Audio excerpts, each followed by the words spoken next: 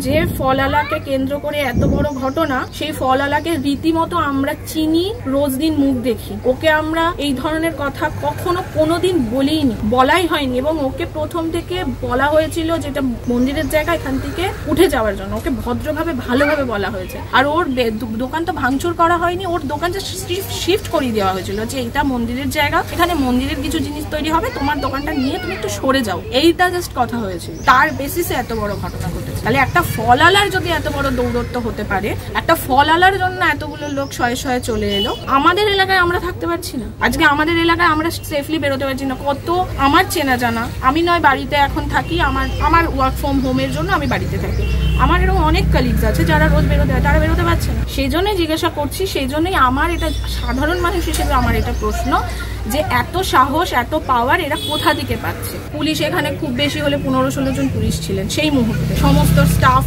মিলিয়ে খুব বেশি হলে ধরে নিচ্ছি 20 জন ছিল, কিন্তু তারা তো এসছে শয়ে শয়ে এবং রীতিমতো ইট পাটকেল মারছে, ইট ছুঁড়ে ছুঁড়ে মারছে, মন্দিরের ভেতরে ইট মেরে মেরে সে ভাঙচুর অবস্থা, এবং সেই ইটের আঘাতেই আমার দাদা ইনজিওর হয়েছে। তাহলে বলছেন এখানে পশ্চিমবঙ্গের মতো জায়গায় দাঁড়িয়ে হিন্দুরা এখন বিপন্ন? অবশ্যই বিপন্ন, অবশ্যই বিপন্ন অবস্থায় রয়েছে, এবং এটা নিয়ে যে কেন কোনো রকম আমাদের প্রশাসন পদক্ষেপ নিচ্ছেন না, এখনো পর্যন্ত কোনো স্টেপ নেননি, আমার এটাই প্রশ্ন। মানে কি করে জনসাধারণ, মানে যারা এই ঘটনা ঘটিয়েছে তারা তো সাধারণ, তো তাদের এত কি করে সাহস হচ্ছে, তারা এত কোথা থেকে পাওয়ার পাচ্ছে, কার দৌলতে এত পাওয়ার পাচ্ছে যে পুলিশকে ছাদ থেকে, বিএসএফ কে, মিলিটারিদেরকে ছাদ থেকে উঠে মানে ইট পাটকেল মারছে, কোথা থেকে এত পাওয়ার তারা পাচ্ছে, কার ইন্ধনে, কার প্রশ্রয় এগুলো হচ্ছে, এগুলো আমাদের প্রশ্ন। তাহলে আমরা মানে রাস্তায় বেরোবো না, আমরা কাজ করবো না, আমরা রাত্রে ফিরবো না, আমরা তো তাহলে কিছুই করতে পারবো না। আজকে আমরা শান্তিপূর্ণভাবে সবটা চাইছি, আজকে আমাদের এখন হিন্দু মুসলিমই বলতে হবে, কারণ কিছু করার নেই। যখন মুসলিম ছেলেরা এরকম এসেছে মেরেছে আমাদের হিন্দু ছেলেদেরকে, আমাদের হিন্দু ছেলেরা তখনও তারা চুপ করে রয়েছে, তারা করছে না, কারণ তাদের একটাই বক্তব্য যে না, সবটা শান্তিপূর্ণভাবে মেটাই। পুলিশ পর্যন্ত সাদা রুমাল নিয়ে তাদেরকে দেখাচ্ছে, কিন্তু তারা শুনছেন। তাদের এত উদ্ধত্ত, তাদের এত পাওয়ার, তাদের এত